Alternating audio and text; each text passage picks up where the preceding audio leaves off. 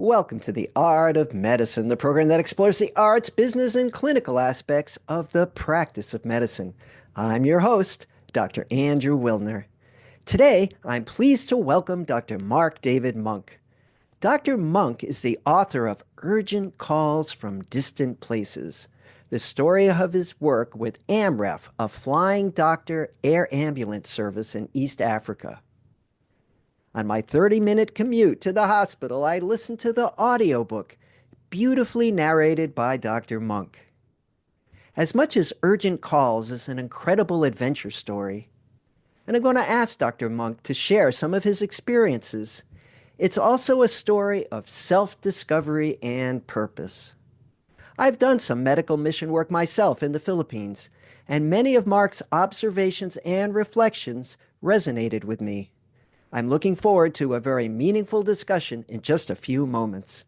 But first, a word from our sponsor, locumstory.com. Locumstory.com is a free, unbiased educational resource about locum tenens. It's not an agency. Locum Story answers your questions on their website, podcasts, webinars, videos, and they even have a Locums 101 crash course. Learn about locums and get insights from real-life physicians, PAs, and NPs at locumstory.com. And now to my guest. Welcome, Dr. Marc-David Munk. Great. Thank you, Dr. Wilner, for having me.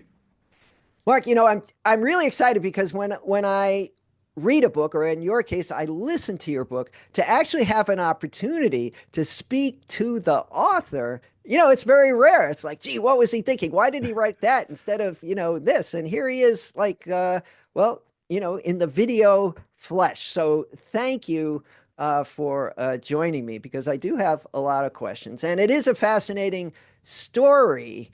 But as I said in the intro, it's a lot more than just an adventure story, right? I think it's a story of self-discovery and purpose. I mean, it's much, much more than just, gee, I went to Africa, with the Flying Doctors and I had a great time and it's really cool over there. I mean, it was nothing like that. It was written by somebody who, and your quotes at the beginning of each chapter were very, I didn't know all of them. Some of them I did, but they're very literary. These are quotes from somebody who went to college and paid attention, and read a lot of books. It's a very serious book, but not at all dull. And I know how it ended, but there's also more after the end, which is what you're doing now. So we're going to get to that. I'm very excited about that. So first, your medical background. Sure. So thank you very much for the warm introduction. And I'm actually delighted I have an enthusiastic reader. It's hard when you put a book together to imagine anybody wants to read it. And so at least I have a few, you being one of them, Andrew. So thank you.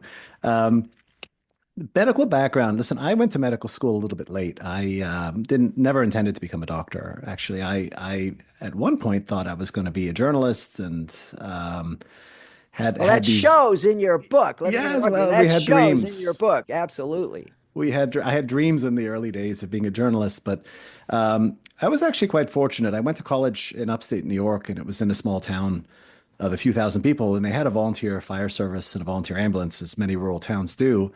And I was interested in what it was about, and I joined them, and I went to community college at night and trained to become a medic. And that was my introduction to medicine. And it turned out for me to be a great fit, but it wasn't anything I thought I was going to do. So I appreciate you commenting on my literary background. In fact, I was a terrible student in college and barely got through college and had to, after I left, go back and remediate by taking a bunch of science classes that would qualify me for medical school. And miraculously, there was a school in Philadelphia that was foolish enough to say yes. And so I was accepted to medical school and made it through and became a doctor, which wasn't anything I would have anticipated when I was younger. But I've loved it since. I went into emergency medicine, trained at the University of Pittsburgh, practiced academic emergency medicine for about 10 years, and then did some pivots, which I'm sure we'll talk about later in the podcast. I like that term, pivots. People talk about changes, but I think most changes for for people with a background like yours and mine, they're really pivots. It's the same thing, but it's sort of a different focus. It's not a change. So there was a day, so you practiced ER medicine for 10 years. By the way, I was an ER doc when I was trying to find my direction for 1 year in the Uh-huh. midst of and that's when I discovered neurology, which was interesting. And that sort of pushed me in. So you never know what you're going to find. But there was one day when you were doing ER medicine, you said, okay, I got to do something different. All right. Yeah. What happened that day? I had reached a point where I had finished medical school and I had finished my residency program and I was finally working as an attending. And like that was a moment where most of us wake up and say to ourselves, we've made it. Like I've done it. I've made it. I've achieved what I set out to achieve. Isn't life great? Except I was looking around the ER thinking to myself, life isn't really that great. All right. I mean, this is a very, very stressed environment, and we are under the thumb of a really dysfunctional system, which resulted in ER crowding top to bottom, and really the inability for me to deliver the type of care that I really thought I should be delivering. So you just didn't have time to do the procedures which we were qualified to do, but didn't have the time to do. And it was, to my mind, more of a question of triaging as quickly as you could to keep up with the inevitable surge of people coming through the front door. And I said, is this really what all those years training Mm. were spent to accomplish? I just can't believe that this is what medicine is supposed to be. And so for me, that set off a period of real soul searching where I was trying to understand what I originally thought was so attractive about medicine and which I wasn't experiencing in my day-to-day life. And that's really what kicked off actually the visit to Flying Doctors. Right. So I was reading about Flying Doctors. It's quite an established institution in East Africa. Mm. It was 70 plus years, right? Formed Mm. by three volunteer surgeons. We're gonna fly out and save people. Yeah. And they're still doing that. They are. So it was, the Flying Doctors is an extraordinary organization founded really by a group of grassroots idealistic physicians. There were two Englishmen and an American, a fellow called Tom Rees, who was a plastic surgeon actually with an interesting background. But the three of them really were passionate about delivering care. It was hard to get around Africa in those days, 60, 70 years ago. So a couple of them were pilots and they got into their Cessnas and they started flying into these bush strips in the savannah and setting up clinics or going to small hospitals and running the surgical clinic that was there. And their stories are pretty extraordinary, right? They're dealing with gorings from wild animals and terrible car accidents and all your standard surgical emergencies as well. And over time, the organization just became more formalized, but it was really a grassroots effort in the early days. It was doctors coming together and volunteering and raising some money. Tom Rees was an interesting fellow because he was a Church of Latter-day Saints fellow from Utah who ended up migrating to New York City, and he became for a number of years really society's top plastic surgeon in New York City. Like he was the guy you went to when you needed a nose job and you were a starlet. But he would take a certain number of months every year to go to Kenya and practice this type of medicine. And he loved it and was there really for most of his life. He only died not long ago. I mean, a couple, maybe 20 years ago. But I visited him shortly after my first trip back from Africa and found him just such a warm and extraordinary fellow. He'd retired to Santa Fe. So that was Flying Doctors. And as you say, it's really grown into something different. It was volunteers and small Cessnas. It's now a highly professional organization, part of a larger organization called AMREF, which does more than this medical evacuation business. They also do clinical outreach, clinics. They do training. They have a medical university where they train technicians and other healthcare workers in Nairobi. So it's become a massive $1 million organization, still not for profit, and still running the Flying Doctor service. So if you are a tourist on safari in Kenya and something bad happens, more likely than not, the only people who'll be able to get you out are Flying Doctors because they know the place backwards. You don't bring in an outside air ambulance. You bring in AMREF and they run East Africa and deliver extraordinary care. Well, that's good to know. I do have that evacuation insurance for my diving adventures in Yeah. remote locations. Hopefully, I won't meet up with your colleagues. But you're sitting there one day. Okay, I'm going to do something different. How does East Africa show up on your radar?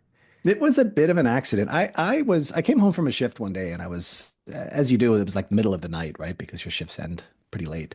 And I was trying to figure out what was next. And I remembered vaguely that we had a friend of the family who at one point volunteered. He was a pilot and had gone to Africa and had spent some time working with these people. And so I just looked them up online and came across their website, and there happened to be information. And I emailed the medical director there and I said, "Are you guys looking for a doctor, emergency medicine doctor?" And miraculously, they wrote back and said, "Yeah, not only are we looking for a doctor, but we're looking for one in a couple months. Can you be here soon?" And so it was one of those snap decisions where I called up my boss in the ER and I said, "I'm out of here and I'm going to go to Africa," and applied for my Kenyan medical license. And before I knew it, was on a flight to Nairobi to fly for these guys. And so that was the first of two trips. The first one was 2008, and the second one was in 2012. And for both of those trips, I kept a pretty detailed log because I was in those days keeping a blog for friends and family at home, which is kind of what you did, right? You remember those Yeah. MySpace or whatever those were called? And so I kept the blog for friends, and as a consequence, was very good about documenting the various cases that we went on and the nuances of traveling through East Africa. And so when I was finally ready to write the book a decade later, I had all the material with which to base these stories on. That must have been just an amazing experience to say, okay, I'm going to write the book, and we'll talk about how you decided to do that. But you open up your notebook, and it must have just brought you right back to the heat and the sweat and a little dizzy from the going down the runway. Because I was very impressed reading the book, the detail of each encounter, and then you did something that a lot of people don't do. And when I read these sort of books where people have had adventures during the war, what you did, which is exceptional, is that you put it into context. So not only did you fly to some, godforsaken city, you gave the whole history of why it was a godforsaken city, that the Belgians had been there for a while and then Mm. it changed hands and they were exploited by these people and exploited by that people. And this had given the opportunity for this particular tribe to take over, which was at odds with another tribe. I mean, you did like a little mini PhD thesis on all of these locations and how they came to be. I thought that was really fascinating. Obviously, not something you just picked up casually. I mean, you just gone home at night and looked this stuff up. It's like, how did this place get? Am I right?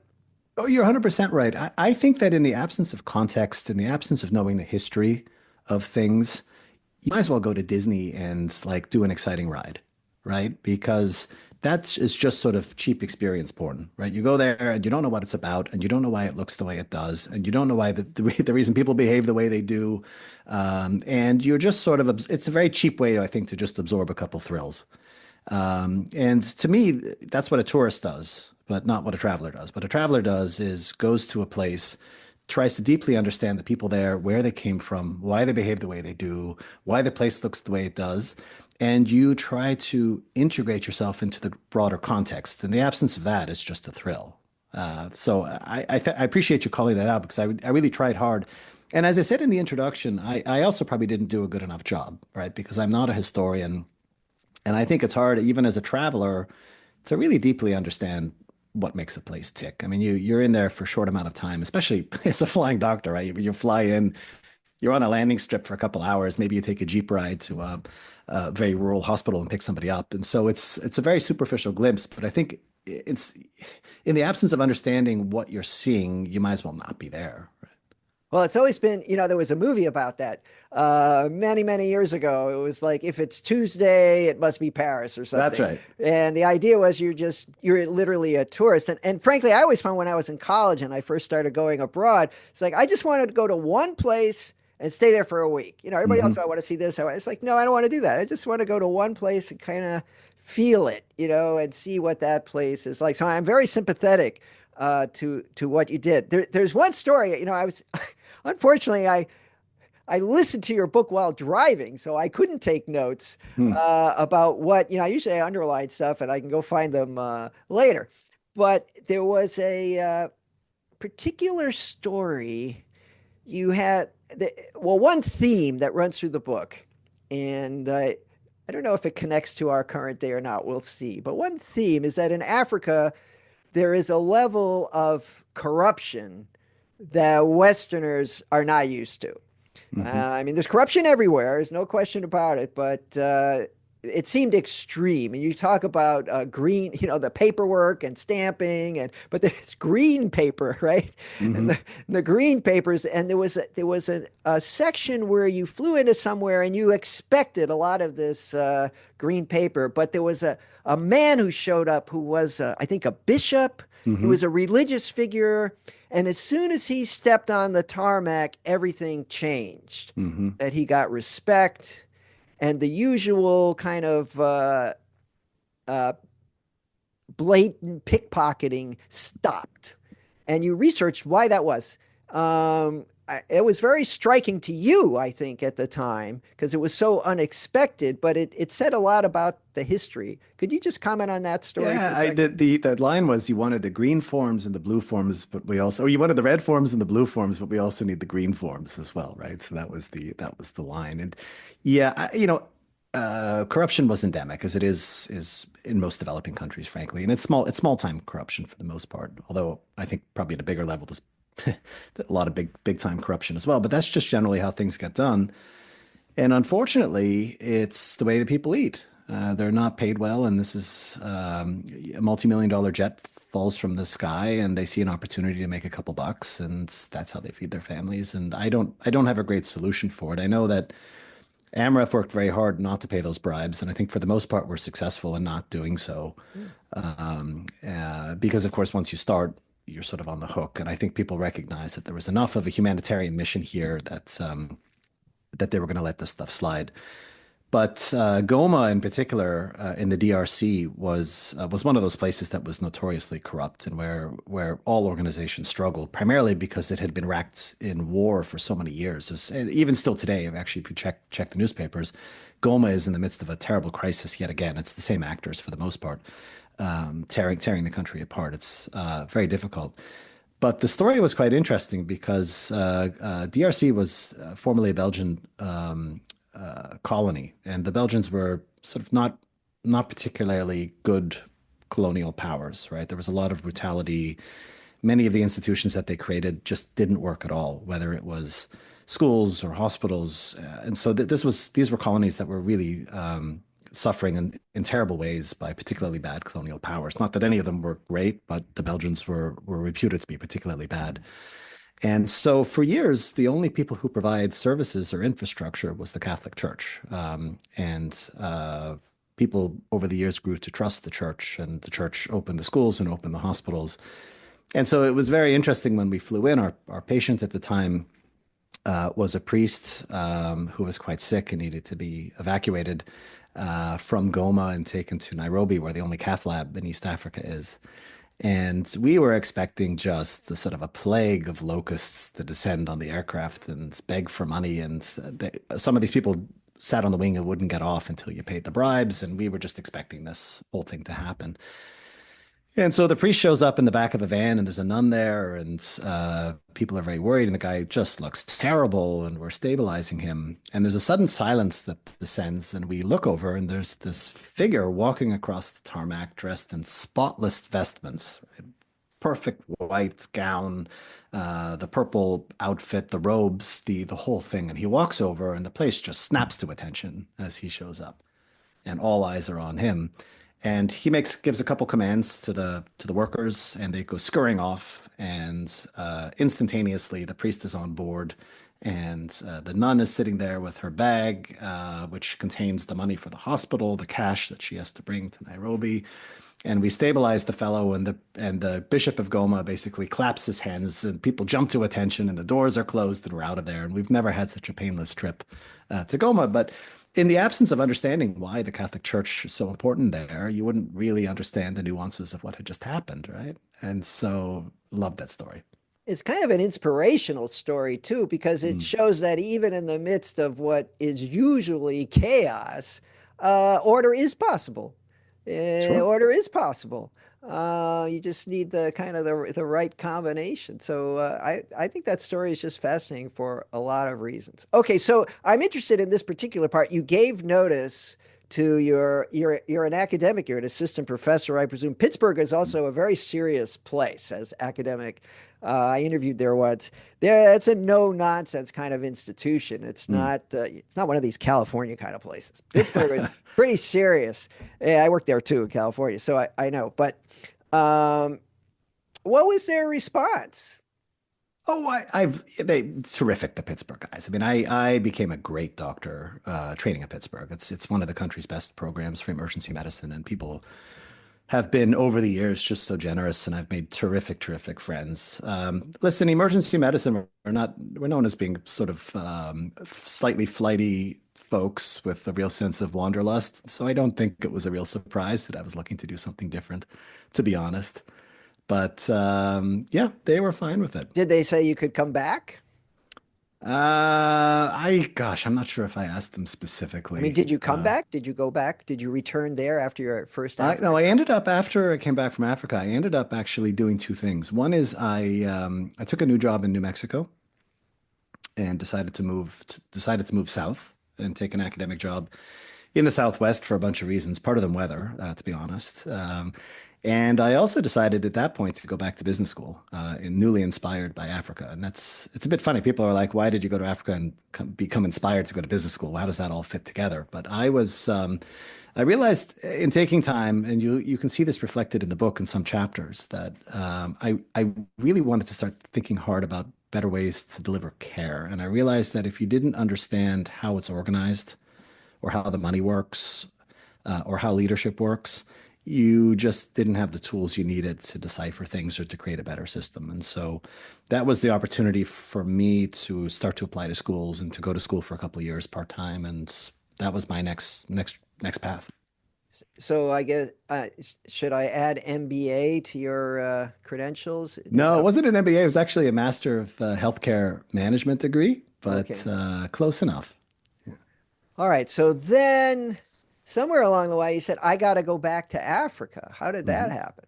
Yeah, 2012, and I was a little bit bored, as tends to happen sometimes, and I wanted to go back and get back in the field. And so I took some time off work. They were good enough to give me a bit of a gap, and got on the plane and ended up back in Nairobi with the old crowd, who were most of them were still there. My nursing colleagues and the leadership at AMREF, and most of them were still there.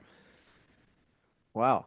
So now the first time you went, you didn't really have to justify this decision to anybody. As I recall, Mm. you're a single guy, you're finding your way, you're established, you got enough money in the bank. They do pay you though in Africa enough to, I mean, Nope, this was a volunteer gig. They it's didn't they all didn't they volunteer. So they yeah, they just provide didn't pay. a breakfast and a place to sleep, Yep, and the some rest of they it. provided some snacks and good coffee and place to put your head but yeah, the pay wasn't the attraction here. But I mean, if you had had a mortgage or something like that, I Yeah, mean, the bills, continue even if you're away. So you didn't have big, any of that. absolutely. And Eh, by 2012, this was a bit of a different story for a couple of reasons. I mean, I was newly married by 2012, and so for the first time, there was somebody who actually was worried about me flying in East Africa. Our kid would be delivered a couple months later, and so I realized that the stakes were much higher this time round.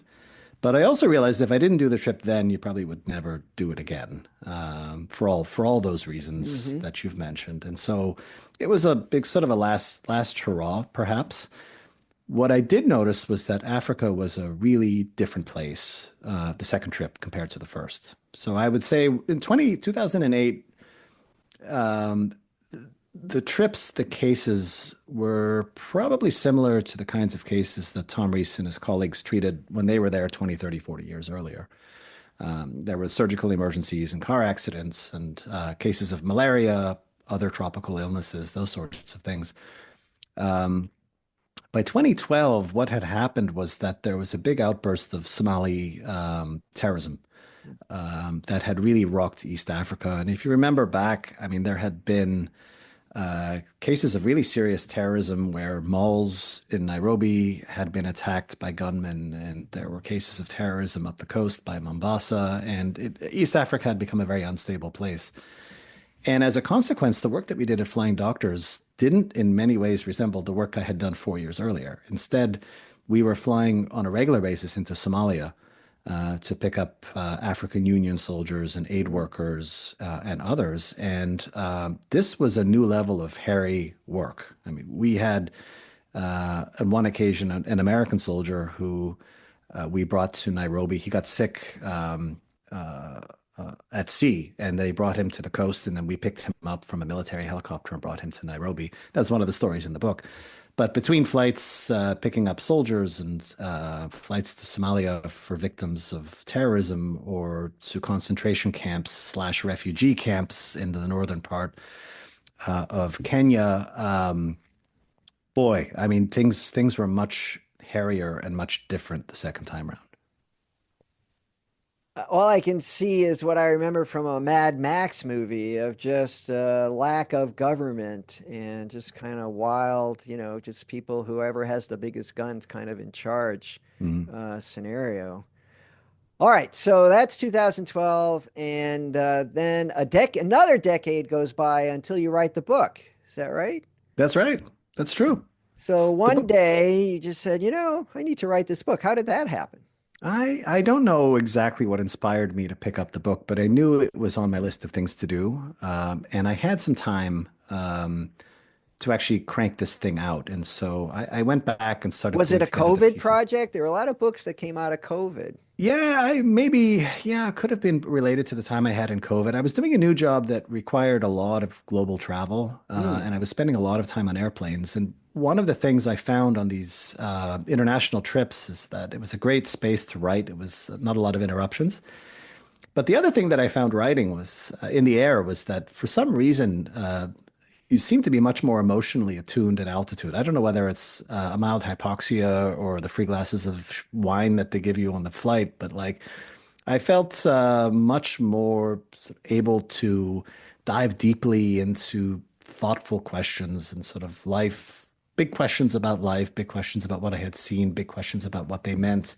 And I was able to really approach them, I think, on a far more honest emotional level than you can do when you're sitting in your office and the pager's going off and you're interrupted all the time. And so that's probably what created the space.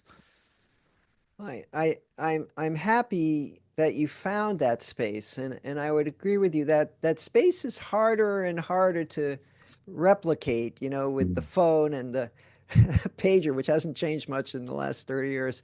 It still can find you anywhere with the same annoying tone. But you're right, in the air, I used to commute uh, from one job to another as a locum tenens physician, and I would Sure. have 3 hours from Phoenix to Minneapolis. And I'd pull out my laptop, and I had a chance to kind of zone in. And you're right, nobody really bugs you much in the plane. Yeah. They're happy to be in their own cocoon, and um, I don't know, it's not really a sustainable kind of writing approach, Mm. uh, unless I had my own plane and pilot. But you took advantage of those opportunities. And I'll just mention, since we're into this about 20-25 minutes now, that your book is available on Amazon and it's available on audiobook. And I highly recommend certainly the audiobook. You've got a great radio voice. And when you narrate your own book, which I did, the kind of the flow, it's very natural because you're reading the words that came out of your mind. So you don't really have to practice too much, I don't think. Mm. I certainly didn't. It just came out because I wrote it. So I know how it goes. And so it's I think it's a special treat to listen to a book that's narrated by the author. I'm not a big fan generally of audiobooks, that even if the guy's very, very good who's narrating it, he's not the one who wrote it. And there's just a distance there Mm. between the written word and the voice, which is not there in your case. Okay, so with all of that Mm. as a preamble, you noticed, if your book was fiction, right? We have idealistic medical student, disillusioned ER doc, adventurer in Africa, and a lot of self-discovery, come back with a purpose. So fix the healthcare system because you saw all these inequities. You got $1 million plane and they got people who don't have a band-aid, right? How do you Mm. balance all that? And then you come back to the US, which has a pretty big healthcare budget, and yet there's a lot of inequities and unavailability. There's a lot of availability problems, accessibility. I just had a routine test. It took me 2 months to schedule, and I've got great Hmm. insurance. How do we fix all? I'll just mention for those interested in this, if you just scroll back, there's two programs that I've done recently, transforming the healthcare system. One of them is with a former congressman who was one of the authors of Obamacare and is now working in the healthcare space, trying disease management, which is something I also do. And one is a medical student who's a pretty bright guy and also very interested in disease management and improving the healthcare space. And so now I've got you. So what do you Yeah. do? What are you doing now? Well, so I'll give you my trajectory. It's a little bit unusual. I would say the first third of my career was academic emergency medicine. The second part of my career was really healthcare administration, but I really wanted to focus on trying to improve the system. I mean, you and I both know that fee for service and the greed prerogative are destroying American medicine, and they were back then. And I think one of the things that my travel in Africa impressed me with was just the importance of face-to-face medicine. Like we, I think, are so good at complicating medicine here and driving such a profit motive and institutionalizing it that we forget sometimes that the entire reason the entire system exists is for these few moments of interaction between patients and doctors. Like everything else is just this infrastructure that we created around these seminal moments. And it was flying daily, seeing patients at the worst time of their lives with the most severe illnesses and spending hours and hours with them in the back of a small plane, flying across the savannah, that it just impressed upon me how important this work is and how grateful we should be to be doing it and how we've gotten so far away from this essential work. And so when I came back, I wanted to think of ways at an organizational level, at a systems level, that we could improve medicine to enable doctors to deliver the kind of care that they really want to deliver, to get away from this nonsense of fee-for-service billing and just the crap that we put up with here on a daily basis. And so when I went into administration, I really vowed that I wanted to work in alternative care delivery spaces. So initially worked for capitated medical groups that were taking a per member per month payment that really unlocked a lot of innovation because then instead of having to bill for these endless visits and DRG codes, you could suddenly just bill a flat fee and deliver the kind of care that patients needed with the minimum of bureaucracy. They were a bit of a dying breed. I mean, I was lucky enough in Massachusetts to come across a few, and there were handfuls of this. California had them in Minnesota, and Massachusetts did, but they were a really great introduction to thinking a bit differently about this care delivery that we weren't bound. I mean, fee for service isn't written in stone. It's something we made up. It's just a way of compensating for care. And there's other ways to do it that are more intelligent. And left there and ended up working for a primary care startup that went national. It was a senior primary care startup that got quite big and was delivering great care under a Medicare Advantage payment model back in the day. That was ultimately sold to One Medical and then went on to be sold to Amazon, believe it or not, down the road. And then did consulting overseas, mostly in this accountable care delivery space, where I was really trying to figure out ways, again, to get away from this horrible fee for service incentives and to deliver a more holistic type of care. And then made what I would say is the third pivot, which has been to palliative care. And I've been for the past year training as a palliative care doctor. I've taken a break from the administration and am just finishing the next few months palliative care, and then I'll stay on as faculty delivering palliative care at an academic center. Yeah, so there is this problem, and we've done programs on it about physician burnout. And one of the recommendations that's often made, and I did have a physician on this program who made the recommendation, is to go do a medical mission. Hmm. Because and it works. Doctors who do medical missions who volunteer, go to some underserved place, which is not necessarily overseas. There's plenty in the US. Uh, and give their time for free. So it eliminates all that infrastructure you're talking about and billing. You're just seeing the patient, Hmm. and you spend as much time with them as you can, as you have. Depends how long the line is. I mean, like you sat for hours in a plane with critically ill people. Who can do that? Who gets paid to do that? Hmm. Nobody. Hmm. And yet that was, there's a famous painting. I think I'm trying to remember the name, Sir Luke Fields, that shows a physician at the bedside of a very ill girl, must be 200 years old. And he's just sitting there holding her hand. Maybe he's taking her, but he's there, and he's there all night because she's ill, probably with some modern preventable disease that was not preventable in those days. Uh, Being present and being there, and you can just feel the compassion that comes out of because that's all he had. Didn't have antibiotics, Hmm. and but they had compassion, and I think physicians miss that greatly in their day to day because of speed. You get paid for more productivity, right? Hmm. RVUs and all of that. I mean, there's nothing wrong with being productive and working hard, but if it eats into what you're trying to accomplish, if it diminishes the quality of your product, they always talk about violins, right? How do you make a violin? Well, you don't make a violin in a Chinese factory. It's Hmm. somebody's got to select the wood and build it carefully. I don't know how long it could take, weeks or months or years to get it right. But if you're just paid on the number of violins, you're not going to do it that way. Hmm. So there's got to be a way to get back to making a better violin. I Now, think how does that's right. palliative care work? Aren't you just paid for, your visit? Yeah, the compensation model for palliative care is really unacceptable. I mean, yeah, palliative care doctors will spend sometimes an hour plus with new patients, and we see them regularly. And a lot of this is time intensive. You can't rush a palliative care visit. And at the end of the day, we bill, a standard level one, level two, level five visit, which frankly doesn't pay the bills. And so nobody has ever come up with palliative medicine centers of excellence at big glass towers in prestigious academic medical centers because it's not a big revenue driver. And in fact, for most systems, is a loss leader.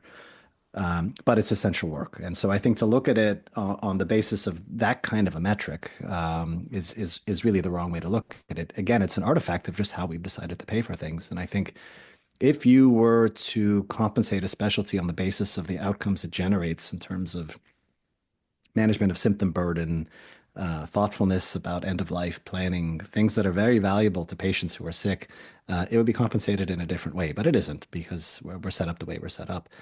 Um, but I have been struck, it's interesting getting back into the academic space at this point because I've been away now for more than 10 years. I've stepped out of academics. And I'm struck by just how crummy things look, generally speaking. I mean, and I think part of the problem, if you've been in academics now for the past 25 or 30 years, is that you're a bit of a frog in a boiling pot. Like it doesn't dawn on you how bad things have become because it's just this incremental change daily.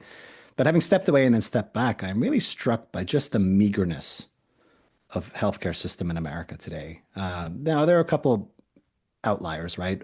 Fancy medical centers with huge endowments that have very well compensated private patients and international patients, and they seem to be doing okay.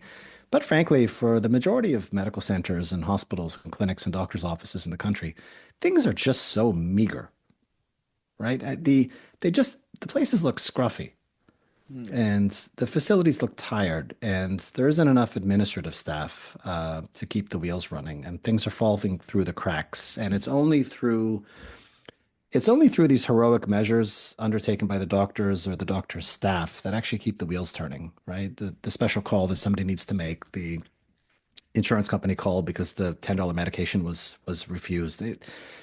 You look around and you're like, these places used to be more highly functioning, if you can believe it. And all of the niceties that we used to have, magazines in the waiting room, cups of coffee for patients, they're just gone in the name of cost cutting. Like things are just meager looking, cut to the bone. So reimbursement, right? Medicare had another cut this year. So Yep. doctors who are depending on seeing the same number of patients, of course, cost of running your business, everybody knows there's such a thing called inflation, Mm. and that goes up and the payments don't. So you're forced to either stay more, see more patients, make less money, but you still have to, pay the overhead. And at some point, Hmm. it's not worthwhile and it's not fun.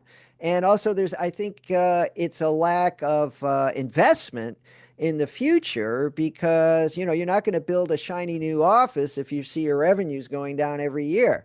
Hmm. You only do that when you think things are going to get better and we're going to grow into it. But when you see the sun is setting and not rising, I think that's very problematic. And I think you mentioned academia. I've been in and out of academia all my life, currently so I'll moderate my comments. But academia is under fire because they're under the RVU system. They're being Hmm. forced to produce, but that's not their job. Their job is to educate, to do research, to intellectualize, and take care of patients. It's a different mission. And if that mission is only measured by productivity, it's sort of a setup for failure. It's like, well, you only saw 3 patients today. It's like, well, each one took 3 hours because they've got recurrent, cancer in 17 different places. And we're Mm. thinking about a novel, checkpoint inhibitor that's never been used in this situation. And we had to talk to a bunch of experts. I mean, that's not McDonald's, right? That's not a drive through, get an RVU and move on kind of scenario. Now, I'm exaggerating, of course, but I think that is a huge unsolvable problem for academics to be measured the same way as everybody else because they're trying to do something different and they can't. So the academic mission is falling. It's much harder to be quote academic. I mean, I remember Mhm. when I trained, there were many more conferences and rounds and sit downs and times to really get deep into what was going on because we didn't have RVUs back then. And under the RVU pressure, every minute of your day is pretty much has to be scheduled to be RVU productive. And if it's not, then it's obvious. Hmm. It's But let's, obvious. let's look at this is it's such an interesting point. We as a system dump more money into healthcare than anybody else in the world, right? Whether it comes from employer premium contributions, whether it's things that we pay personally. As a consequence, I mean, we dump mountains of money into the healthcare system, and yet when you finally get to the end of this big river where the patient actually finally meets the doctor, the clinic doesn't have enough to pay for like to repair the otoscopes. I've had friends send pictures of their emergency department and the chairs are Yes. falling apart and held together with tape. Like there isn't a penny left. And the question you have is like, how can it be that we start with this flood of money at the beginning and you end up with just a trickle, which for the essential core purpose of the experience, which is the doctor meeting the patient and delivering service?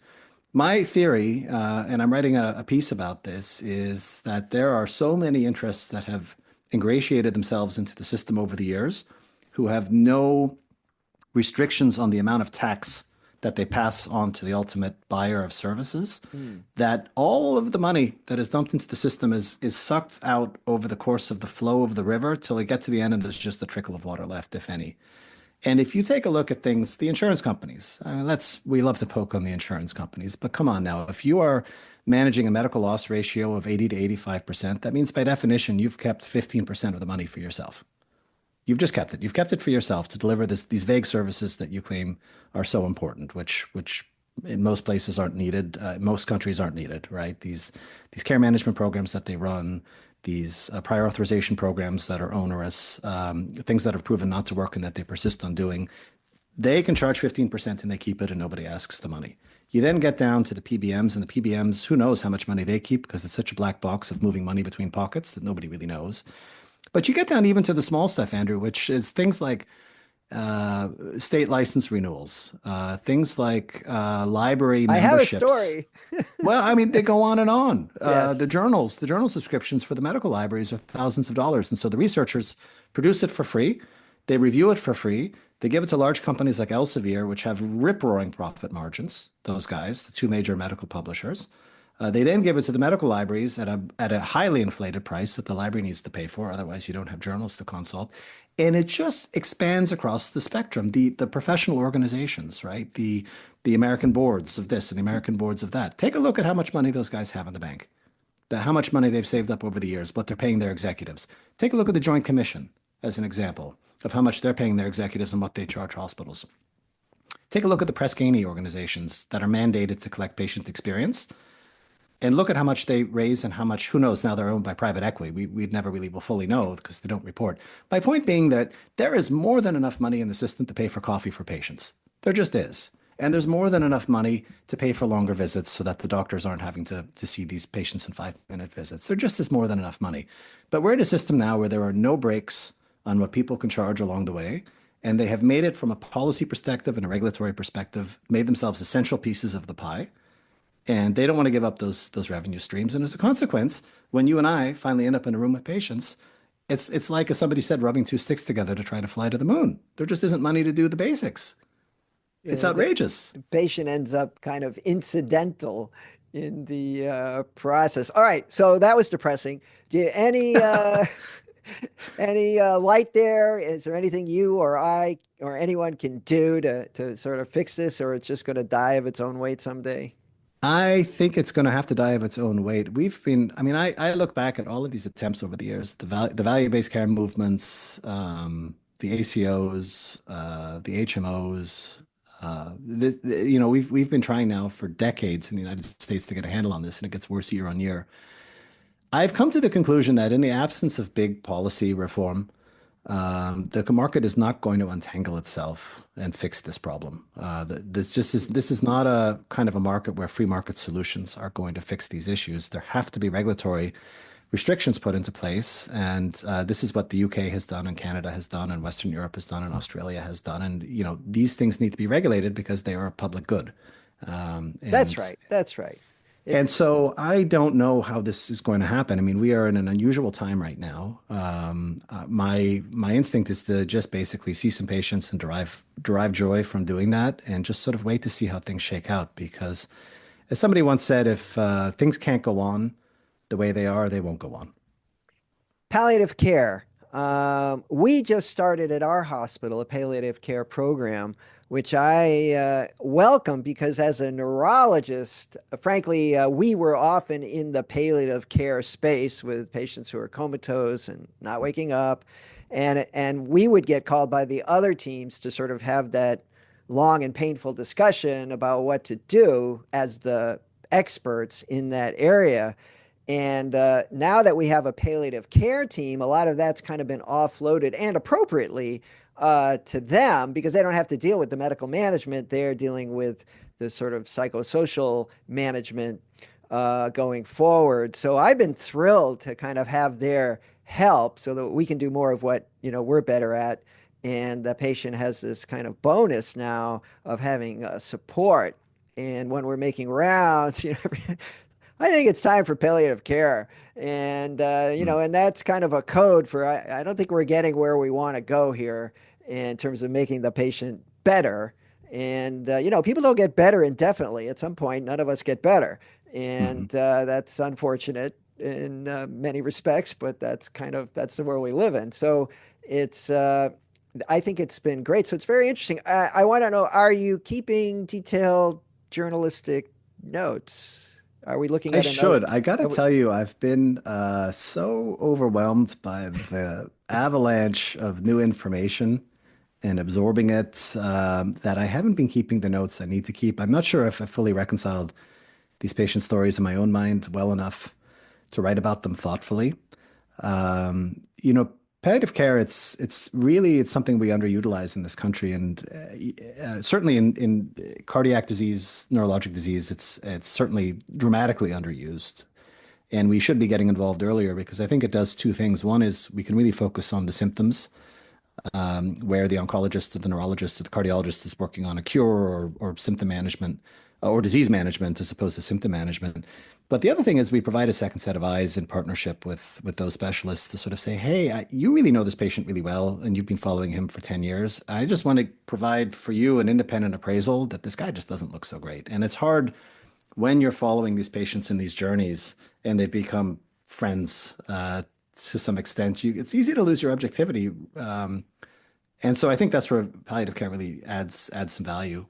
And we're facing, as you know, a demographic crisis. The population's only aging, and we don't have enough palliative care doctors. And so I hope I can encourage anybody listening to look at this as another career option, something that's really, I think, a beautiful way to finish your career in medicine.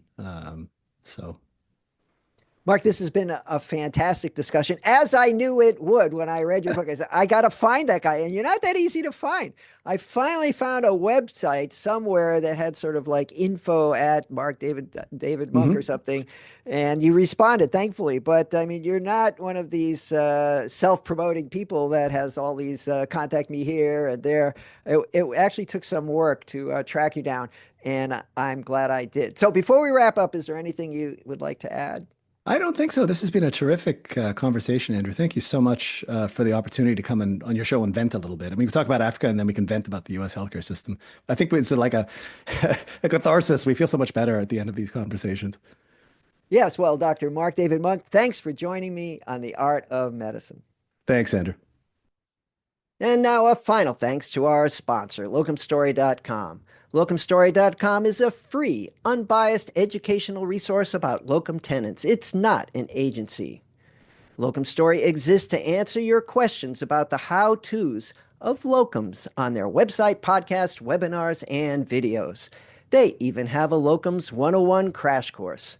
At locumstory.com, you can discover if locum tenens make sense for you and your career goals. What makes locumstory.com unique is that it's a peer-to-peer platform with real physicians sharing their experiences and stories, both the good and bad, about working locum tenens, hence the name Locum Story. Locumstory.com is a self-service tool that you can explore at your own pace with no pressure or obligation. It's completely free. Thanks again to locumstory.com for sponsoring this episode of The Art of Medicine. I'm Dr. Andrew Wilner. See you next time.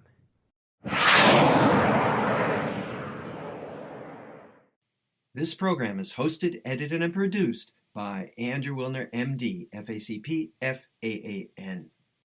Guests receive no financial compensation for their appearance on The Art of Medicine. Andrew Wilner, MD, is Associate Professor of Neurology at the University of Tennessee Health Science Center, Memphis, Tennessee. Views, thoughts, and opinions expressed on this program belong solely to Dr. Wilner and his guests and not necessarily to their employers, organizations, or other group or individual. While this program intends to be informative, it is meant for entertainment purposes only. The Art of Medicine does not offer professional financial, legal, or medical advice. Dr. Wilner and his guests assume no responsibility or liability for any damages, financial or otherwise, that arise in connection with consuming this program's content. Thanks for watching. For more episodes of The Art of Medicine, please subscribe. www.andrewwilner.com